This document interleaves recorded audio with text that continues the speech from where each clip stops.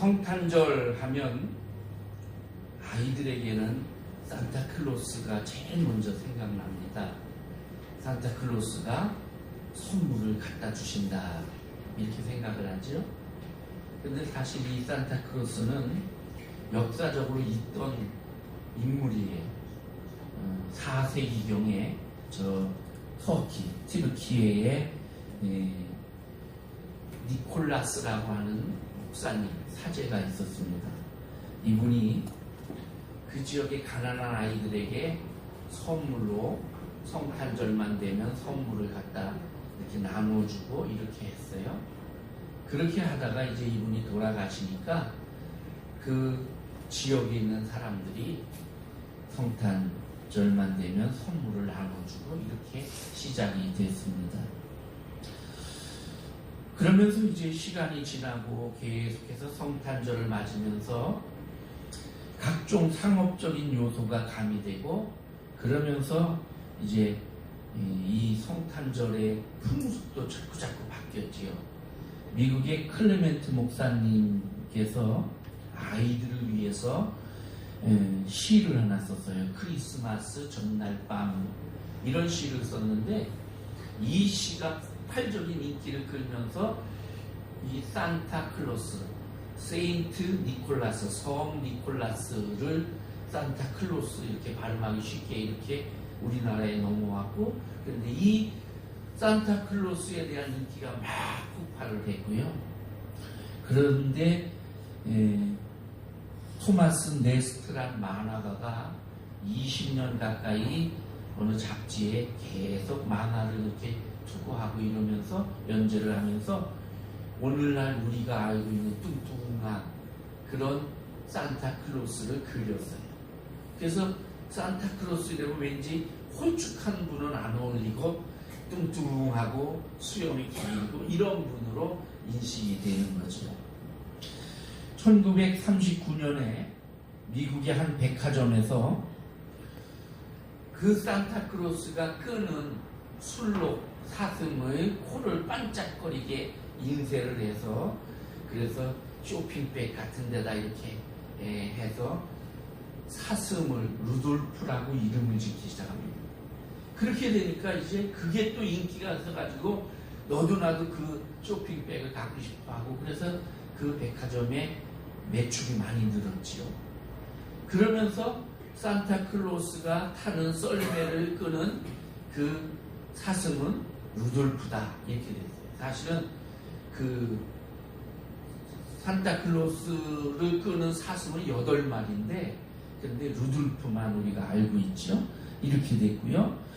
그 다음에 코카콜라 회사에서 산타클로스에게 빨간 옷을 입히면서 성탄절은 빨간색과 초록색 이 트리와 이렇게 해서 두 가지 색이 성탄의 색깔이 됐습니다. 어쨌든 아이들은 성탄절이 되면 뭔가 선물을 갖다 줄 거라고 생각을 해요.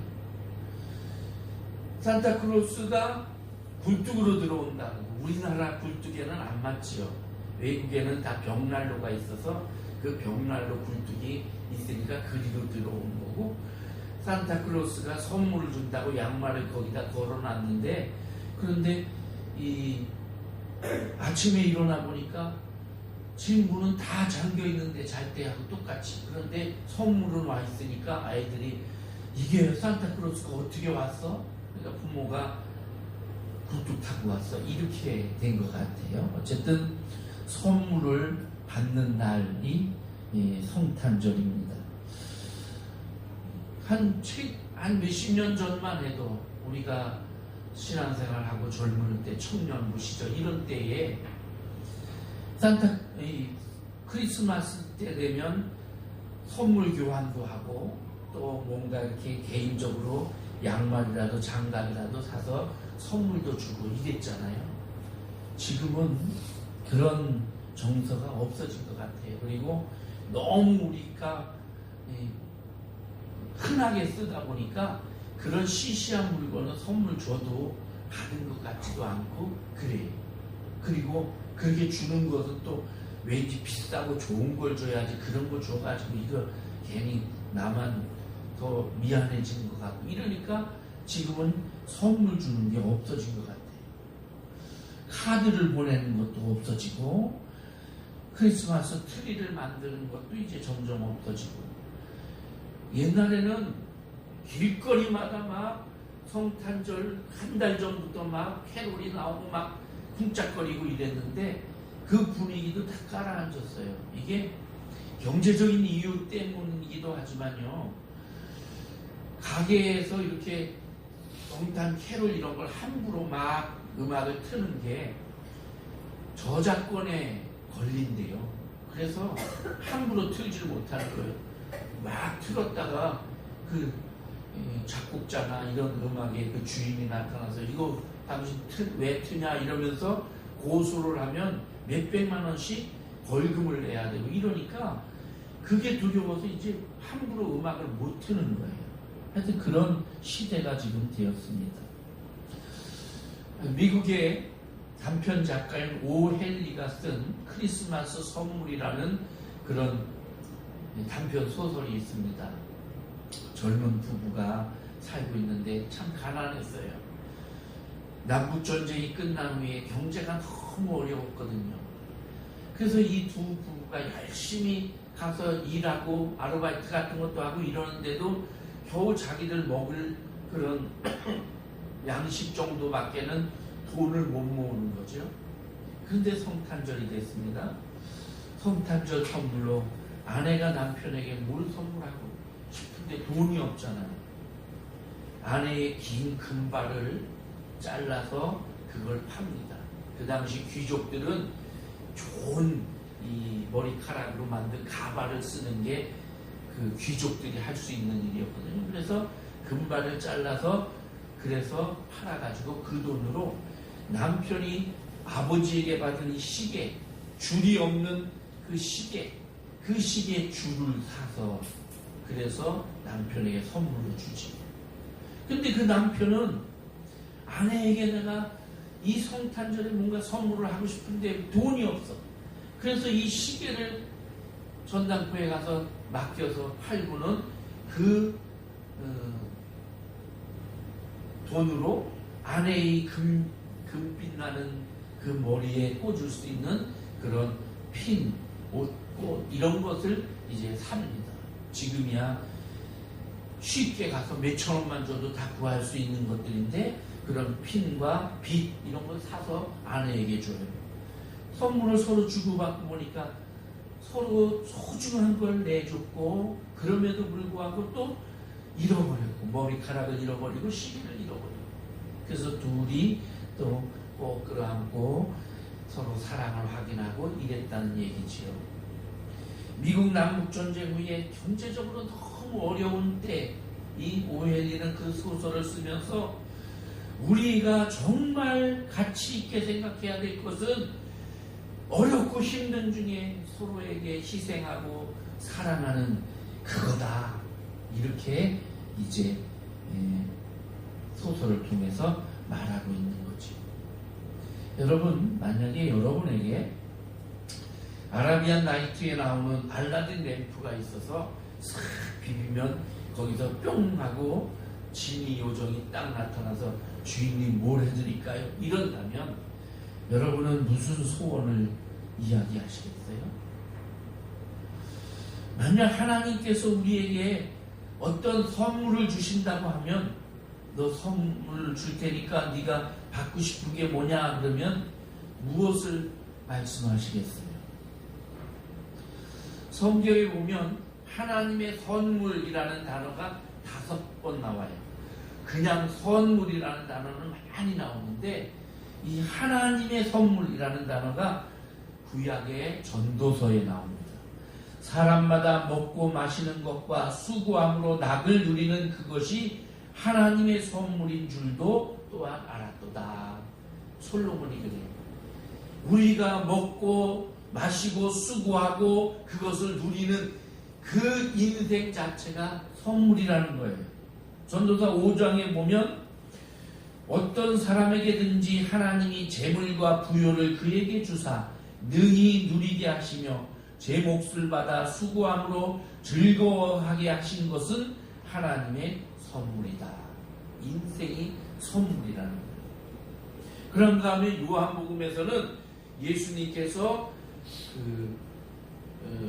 사마리아 여인 우물가에서 사마리아 여인에게 내가 하나님의 선물이다 이렇게 말씀하셔요.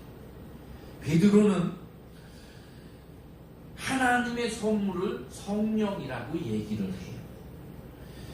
에베소서에서 사도 바울은 믿음이 하나님의 선물이다. 너희에게서 나온 것이 아니고 하나님께서 주신 선물이다. 이렇게 말씀합니다. 그런데 제가 성경을 쭉 읽어보면 가장 특별하고 가장 귀한 선물은 바로 예수 그리스도이십니다. 예수 그리스도가 하나님이 우리에게 주신 가장 귀한 선물이에요. 에베소서 2장에서는 이걸 얘기해요.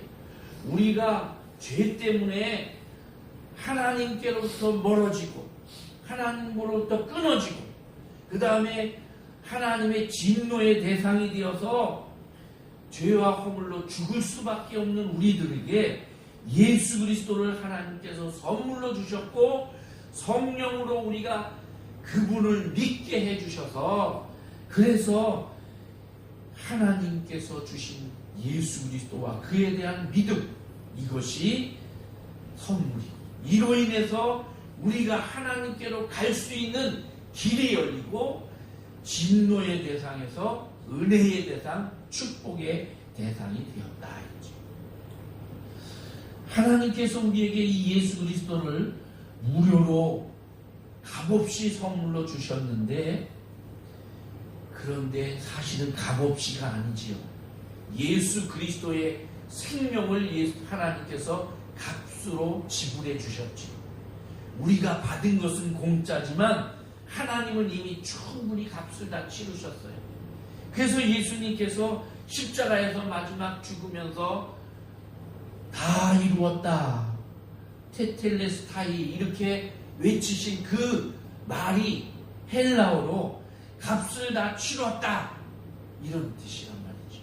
다 이루었다. 너희를 향해 너희 죄 때문에 너희가 죽어야 될 모든 인류가 사망에 빠지고 지옥에 떨어질 그 값을 내가 이렇게 죽음으로 값을 다 치렀다. 그렇게 외치시고 주님이 돌아가신 거예요. 여러분 누구나 다 선물을 받아본 적도 있고 해본 적도 있지요. 선물을 받거나 선물을 하면 기분이 좋고 행복합니다. 그런데 내가 선물을 받았는데 이건 나한테 별로 필요도 없는 걸 이렇게 선물을 했대. 그러면 별로 마음이 안 좋지요.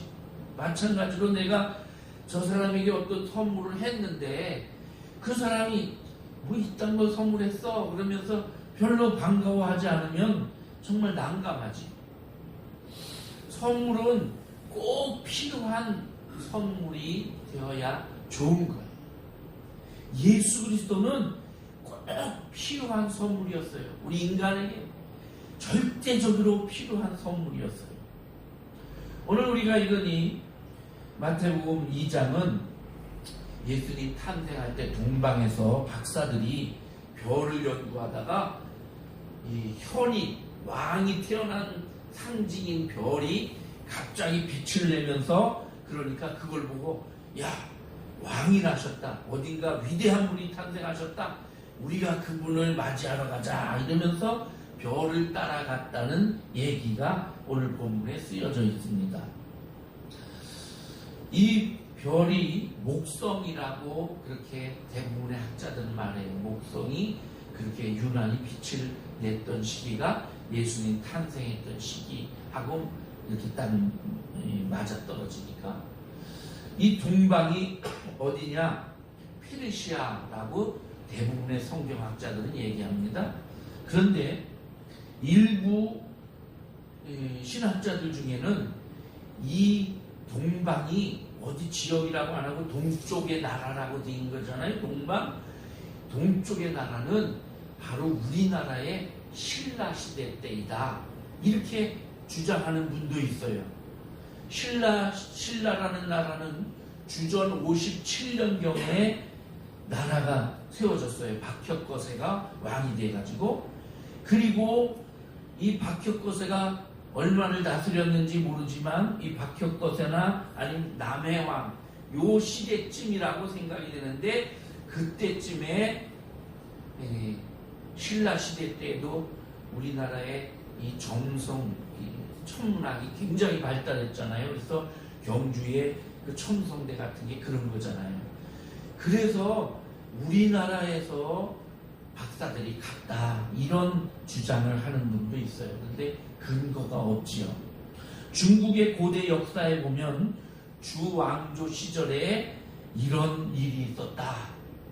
그래서 빛나는 별을 보고 저 서쪽으로 신하들을 보냈다는 거예요. 차유와 침킹 그리고 왕준 이런 인물들을 15명을 추려서 서쪽에 저 별이 빛나는 그곳으로 가서 현인, 누군지 모르지만 태어난 성인을 가서 만나보고 와라 이러고 보냈대요. 근데 이 사람들이 그렇게 가다가 인도를 지나가는데 인도의 석가모니 포교단과 마주쳐가지고 그 포교단들이 그 현인은 우리 석가모니시다, 이미 과거에 사셨던 분인데 그분이다 이러는 바람에 그건 줄 알고 그분들의 가르침을 받고 중국으로 돌아왔다, 이런 기록이 전해지고 있습니다. 자, 오늘 저는 또 한 가지 재미있는 이야기를 하나 해드리려고 해요. 동방박사와 관련된 얘기 중에 네 번째 박사 알타반에 관한 얘기입니다. 전설에 의하면 오늘 성경에 나와 있는 이 세 명의 박사들이 예수님을 만나서 황금과 몰약과 유향을 드렸잖아요. 그런데 네 번째 동방박사가 있었다는 거지요. 이게 이제 동화책으로도 쓰여졌어요.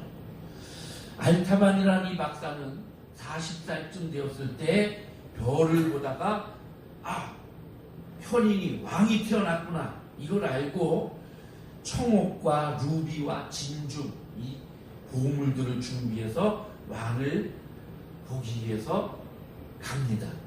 다른 이 세 명의 동방박사들하고 만나기로 해서 연락을 해가지고 그래가지고 어느 지역에서 만나기로 했는데 이 알타반이 좀 출발이 늦었어요.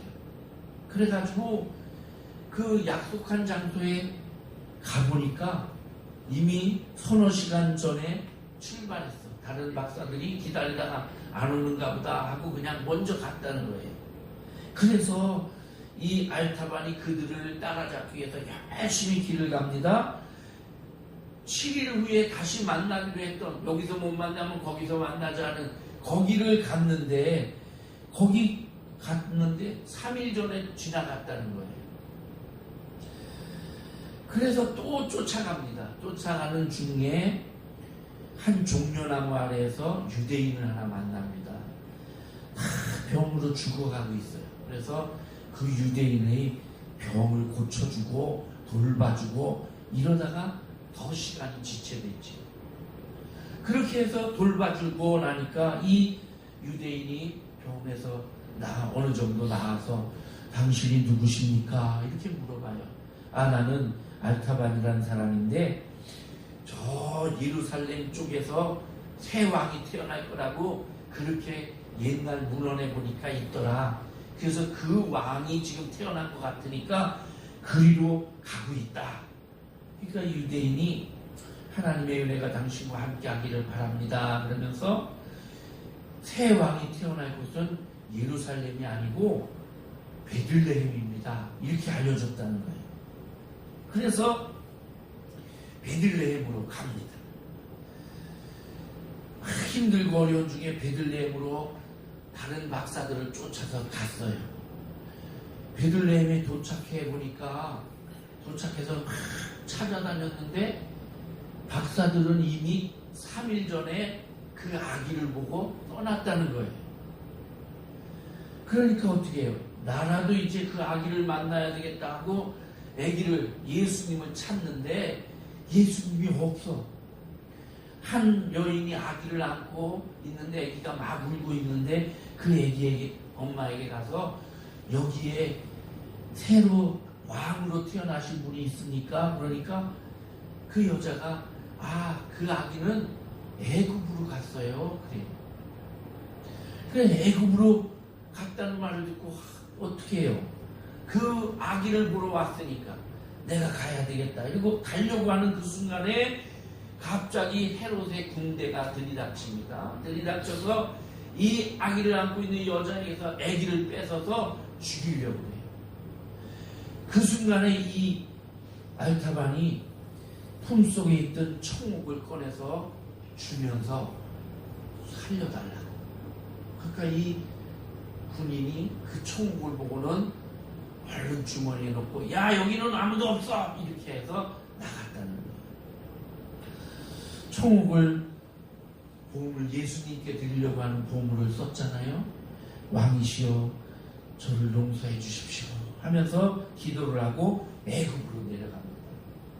애굽에 내려가서 어디 그 넓은 곳에서 어떻게 예수님을 찾아요? 누군 줄 알고 여기저기 시장으로부터 번화가부터 해서 시골 구석까지 자기가 할 수 있는 대로 계속 찾아다니는데 찾지를 못해요. 그러다가 어느 노예시장에 갔는데 그 노예시장에 한 젊은 여자가 아기를 지금 뺏기게 됐어요. 그 아기를 비 때문에 아기를 뺏기게 됐어요. 그래서 막 울면서 절규하는 소리를 듣고 이 알타반이 소품 속에 있는 루비를 꺼내서 장사꾼에게 주면서 이 여자 그 빚으로부터 내가 사겠어. 이래서 빚을 갚아주고 이 여인을 삽니다. 아기와. 그리고 이 여인에게 물어봐요. 당신 소원이 뭡니까? 그러니까 저는 저 애굽의 남쪽에 있는 구스 땅의 고향인데 거기 돌아가는 겁니다. 그래서 이 알타반이 그 여인을 데리고 구스까지 가서 여인을 가족들과 만나게 해줘요. 그리고는 다시 애굽으로 돌아왔어요. 애굽에 돌아와 또 여기저기 찾아다니는데 어느새 그 시간이 30년이 걸렸어요. 애굽에서 찾아다니면서 왕으로 유대에서 온 왕이 어디 있느냐? 그러니까 벌써 몇십 년 전에 도로 유대로 돌아갔다는 거예요. 유대로 다시 터벅터벅 돌아갑니다. 돌아가면서 품속에 있는 진주 왕에게 줄 거 2가지는 썼지만 이 한 가지. 그래서 그거를 가지고 그리고 예루살렘으로 올라갔습니다. 예루살렘에 올라갔는데 마침 6월절 절기를 해서 사람들이 많이 모였어요.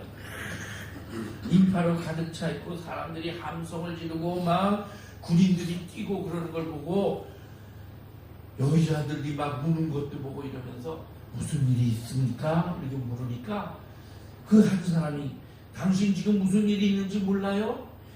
여기 3사람이 오늘 사형 집행하러 저 골고다 언덕으로 올라가는데 그 중에 한 명은 하나님의 아들이라고도 하고 그리스도라고도 하고 그분은 기적도 행하고 눈먼 자도 눈을 뜨게 하고 중풍병자도 고치고 문둥병자도 고치고 죽은 자도 살리신 그런 분이에요.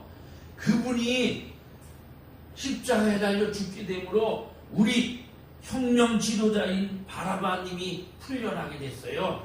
이렇게 얘기를 하는 거예요. 그 순간에 알타반이 이분이 바로 그분이구나. 그래서 골고다 언덕으로 쫓아갑니다. 내가 골고다에 가서 이 큰 진주 덩어리를 저들에게 군인들에게 주고 그 왕을 십자가에서 죽지 않게 사형수에서 면하게 해줘야겠다. 그리고 그 보물을 가지고 그리고 골고다로 가요. 근데 골고다로 올라가는 그 성문에 딱 들어섰는데 한 소녀가 아버지가 죽으면서 남긴 빚 때문에 끌려가면서 살려주세요 한단 말이죠. 어떻게 해야 되나 막 이 알타반이 고민을 해요. 그러다가 이 소녀를 그 진주를 주고 살려줍니다. 아무것도 남은 보물이 없어요. 왕에게 드릴 것이. 그런데 알타반의 마음속에 깊은 평화가 찾아옵니다. 그러는 순간에 갑자기 하늘이 어두워져요. 캄캄해집니다. 힘을 내서 이제 70이 다 넘었잖아요. 그 지친 몸을 끌고 골고다를 향해 올라가서 저만치 십자가 위에 3명이 매달려 있는 걸 봅니다. 가운데에 유대인의 왕이라고 쓴 명패가 쓴 예수님을 딱 봐요. 예수님은 십자가에 달려 죽으시는 그 고통 가운데서 공포도 하나도 없이 평안하게 그렇게 계시면서 마지막 숨을 헐떡이고 계셔요. 이 알타바는 골고다로 지친 노구를 끌고 올라가서 그 바위를 붙잡고 서서 헐떡거리면서 예수님을 바라봐요. 둘의 눈이 딱 마주치는 순간 저분이구나. 저분이 내가 평생 찾았던 그 왕이시구나. 그래서 이 중얼중얼 말을 합니다. 주님, 당신께 드려야 할 마지막 선물을 저는 엉뚱한 데 썼습니다. 이제 텅 빈 손, 이 늙은 몸뚱이 가지고 당신을 뵈러 왔습니다. 그러면서 눈물을 흘려요. 그때 어디선가 주님의 음성이 들립니다. 너는 내가 목마를 때 마실 것을 주었고, 내가 줄일 때 먹을 것을 주었고, 내가 나그네 되었을 때 영접해 주었고, 내가 벗었을 때 입을 것을 주었고, 내가 병들었을 때 돌봐 주었고, 내가 옥에 갇혔을 때 찾아주었다. 지극히 작은 자에게 한 것이 곧 내게 한 것이니라. 평생을 왕을 만나겠다는 일념으로 계속 왕이 지나간 자리만 쫓아다니던 이 알타반의 마음속에 짜릿한 전율과 함께 평안이 쫙 찾아옵니다. 다 이루었구나. 그런 안식과 평안을 누리면서 그 십자가를 바라보면서 알타반은 조용히 숨을 거둡니다. 이게 제4 동방박사 알타반 이야기. 동방박사들은 예수님께 선물을 드렸어요. 전설에 의하면 엘카이라는 박사가 황금을 드렸고, 발타산이라는 박사님이 유향을 드렸고, 그 다음에 케스팔이라는 박사님이 몰약을 드렸다고요. 그런데 이 박사들이 드린 선물은 예수님에게 가장 적합한 선물이었습니다. 예수님, 그분은 메시아예요. 이 메시아는 히브리어로 기름 부음을 받았다. 그래서 헬라어로도 그리스도, 기름 부음을 받았다는 거예요.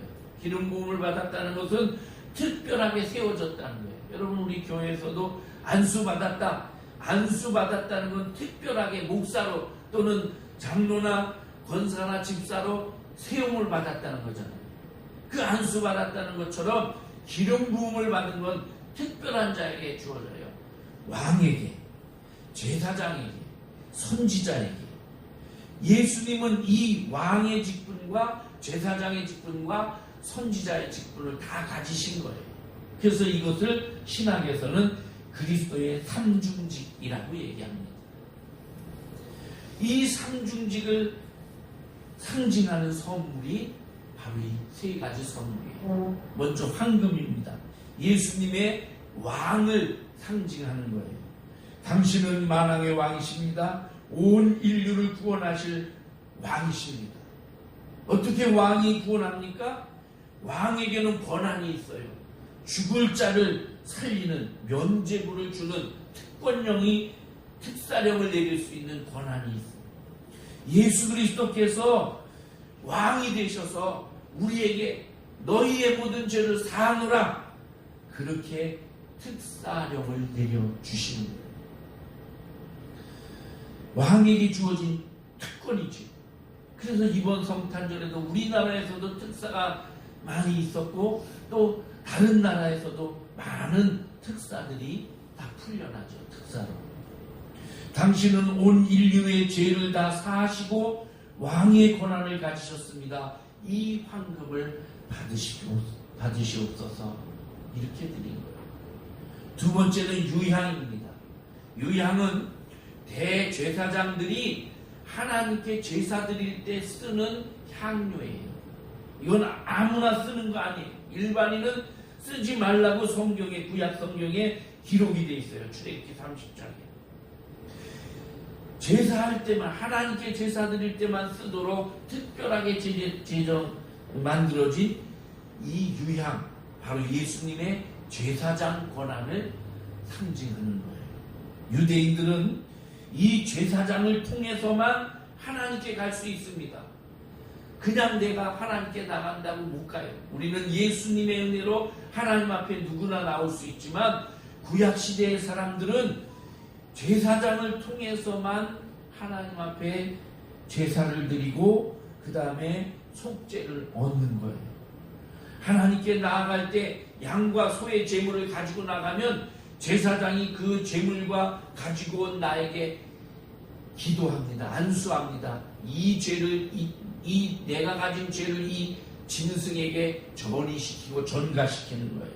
그리고 이 양을 잡아 내 대신 죽여서 피를 뿌립니다. 그래서 속죄제를 드리는 거예요.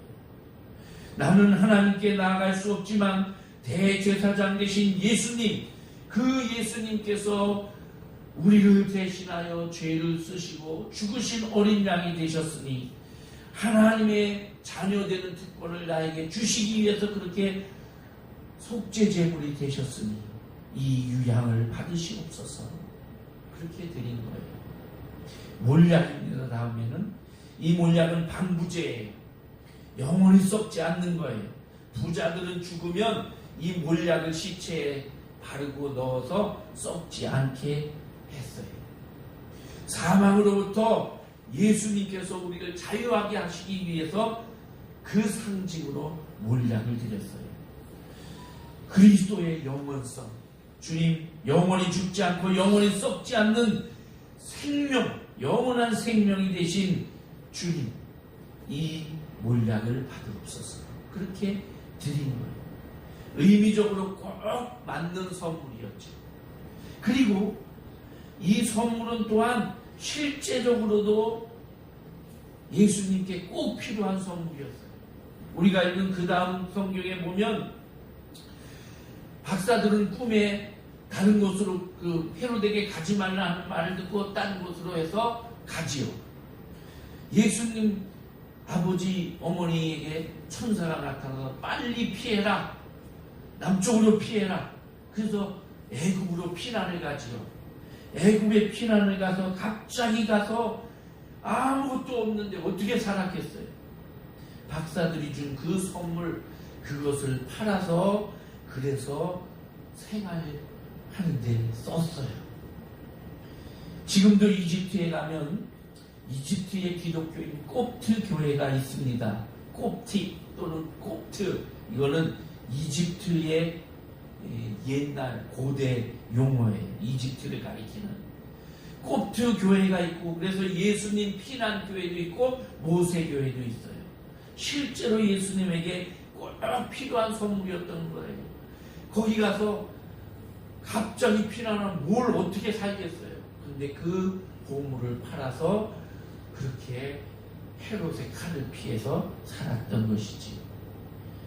예수님은 우리에게 오신, 우리에게 꼭 맞는 선물이셨어요. 이제 우리는 우리 주님께 어떤 선물을 드릴까 한번 생각해 보셔야 됩니다. 우리가 주님 앞에 드릴 수 있는 선물이 뭘까? 찬양과 경배, 그리고 예물도 드릴 수 있지요. 주님이 기뻐하실, 주님이 꼭 주님께 맞는 선물, 나는 무엇으로 드릴까 한번 생각해 보셔야 됩니다. 그리고 이렇게 우리에게 선물로 오신 그 주님, 그 주님의 뜻에 맞게 우리도 다른 사람들에게 물질적이나 어떤 것으로 선물을 주고 더 나아가서 주님의 탄생, 이 복음을 전하는 선물을 나누는 자들이 되어야 됩니다. 이 기쁨의 날 주님 앞에 소중한 것을 드리고 주님을 소중히 여기는 그런 여러분과 제가 되기를 바랍니다. 기도하겠습니다. 하나님 감사합니다.